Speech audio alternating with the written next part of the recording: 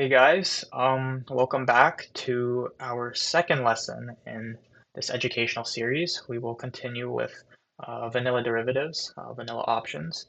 And I guess today we'll talk more a bit about maybe flows, maybe some structures, and maybe how to think about trading from a 3D vol lens rather than a sort of 2D directional lens. Um, so starting off with like flows, so let's talk about like carry trades.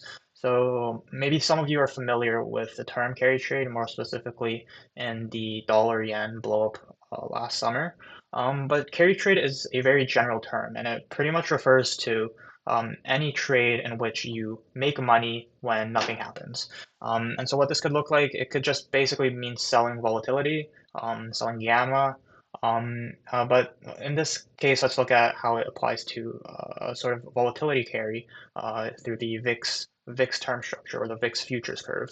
Um, and so how this would look is, um, as some of you may know, future curves can be described as either in contango or backwardation, depending on the sort of shape, right? Contango is sort of like sloping upward, and then contango is like sloping downward. And so right now we see that the VIX term structure, right now volatility is pretty low. It sort of slopes like this, right? Or that's a bad drawing, but it basically slopes like this. It's in contango. And so how this carry trade works is um, traders can go long on the front end and then go short on the back end. And as this back end yield sort of rolls down, um, you basically make a profit as long as nothing happens, as long as volatility stays low. But if, let's say, for example, volatility were to spike and just completely mess up this structure, you could see really huge losses. And so that's sort of like one way you could look at flows from like a future standpoint. But then also um, we could look at it from maybe a skew standpoint. And I guess there's two, when you refer to skew in trading, there's really two things you could refer to. One is, I guess, skew from a statistics standpoint, right? You have different moments. You have the first moment, which is just like expected value, right? It's an average. So in the first moment, that's just the average, and that just looks like when you have a distribution, that's just this. Um, you have an average expected value.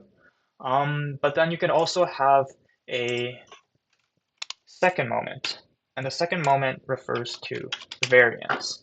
And variance is just how much these tails vary, right? You can have a third moment, and this refers to skew. And this is the skew I'm talking about in statistics, where um, you can have a distribution that's sort of skewed like this. You could have a mean here, and this is sort of skewed to your left tails, or it can also be skewed to the right. But this is what skew is. And then fourth moment is kurtosis. And then kurtosis essentially refers to how I guess how the tails look, right? So there's three main, like three main structures of how kurtosis looks. So you can have sort of the regular, what looks like a normal distribution, and this is called mesokurtic, and it's just basically, it looks like a normal distribution. It has normal tails. Um, you could have what's called a platypurtic, and it sort of just like looks like a plate. And these tails are sort of, I guess, larger, as you can see, like this. And then finally, you could also have something what's known as liptokurtic. And what this looks like is um, not quite a normal distribution, but these tails become very wide, have a very wide area, and sort of looks like this. And so in a elliptokurtic distribution, let's say, for example, you have a uh, uh, no skew, right? You have no skew, and the average comes down the middle. And what this means is in a elliptokurtic distribution, you are right most of the time, but when you are wrong big. And that is an important idea in trading because you could be right most of the time, but then if you're wrong once, you could lose all your money, and that's not a good thing. But yeah, that's what skew refers to, this third moment in statistics. But skew can also refer to, in volatility trading, your put and call skew. So I guess we could look at a sort of 3D vol curve, sorry, a vol surface, right? Or it's probably best to draw it like this.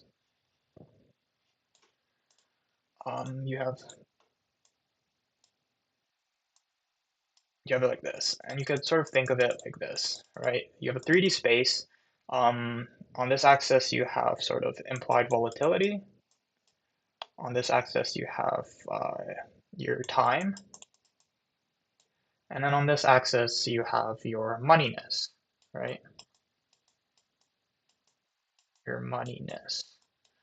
And so essentially what this 3D vol curve does is it maps out your volatility against your time and how deep in the money or out of the money you are. And so it could look something like this or like this, or it could look any which way, and just pretty much as a trader, you're looking for dislocations in this vol curve. So in terms of skew, what you're all right, I just pulled an image from Google because I'm not a great artist, and this probably um, shows a visual representation better than I can draw. But yeah, this is what a vol surface should look like. Gives you an idea of what you're actually modeling and looking for dislocations along that surface. But in terms of skew from a vol trading perspective, rather than a statistical perspective, we're looking at sort of this axis right here. So we're looking at implied volatility versus moneyness, right? And so let's say we have right in the middle an at the money option. As you move left, these become like 90%, 80% options, and then as you move rightward, these become 110%, 120%, and so on.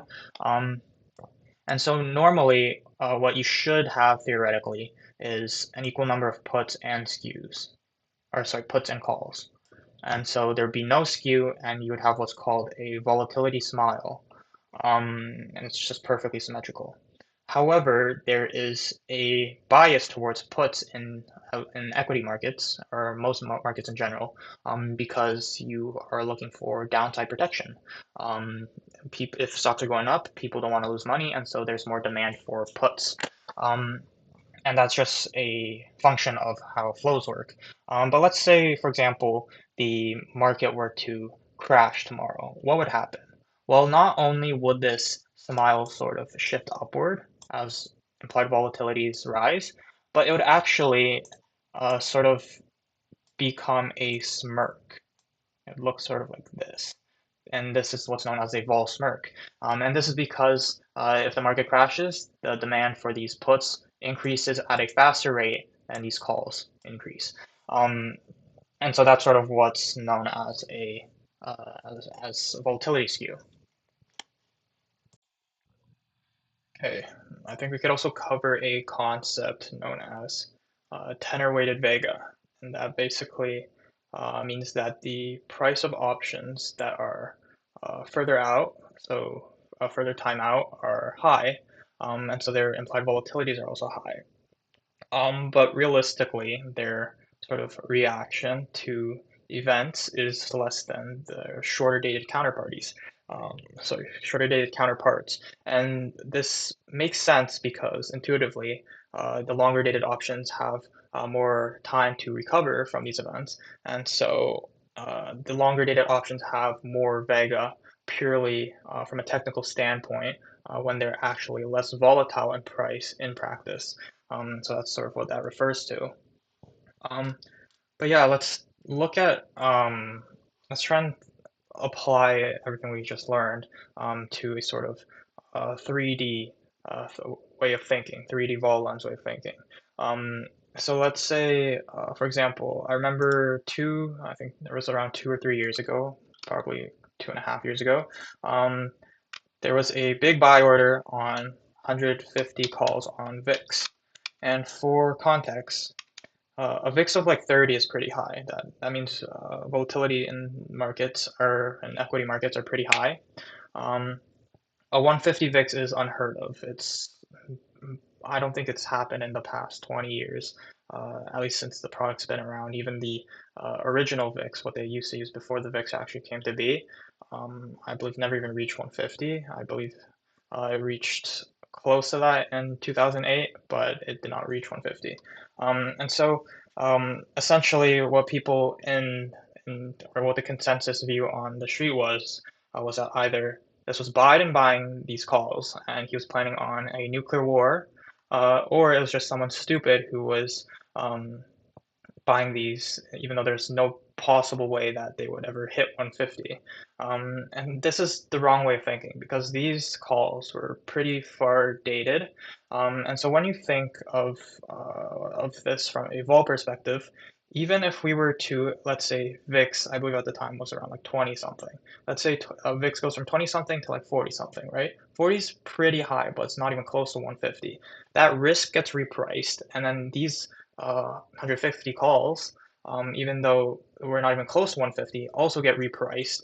Um, and so you can make a pretty decent profit on that just due to the risk getting repriced.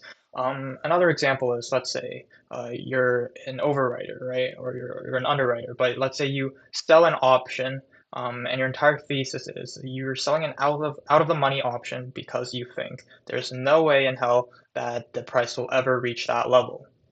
Um, that's the wrong way of thinking because similar to the VIX, let's say you still have some time to expiration, and then the price moves in a large uh, has a larger move in that direction, but doesn't quite reach the level that you're at. Even though it doesn't reach your level, that risk gets repriced, and you could get absolutely screwed and lose a ton of money just because of how that 3D vol curve works.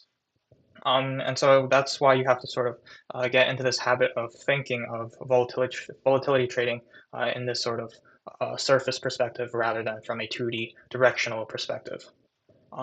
Yeah, that's pretty much uh, everything I want to cover today. Pretty quick lesson. And yeah, I'll have a new lesson going, and I'll see you guys in the next one.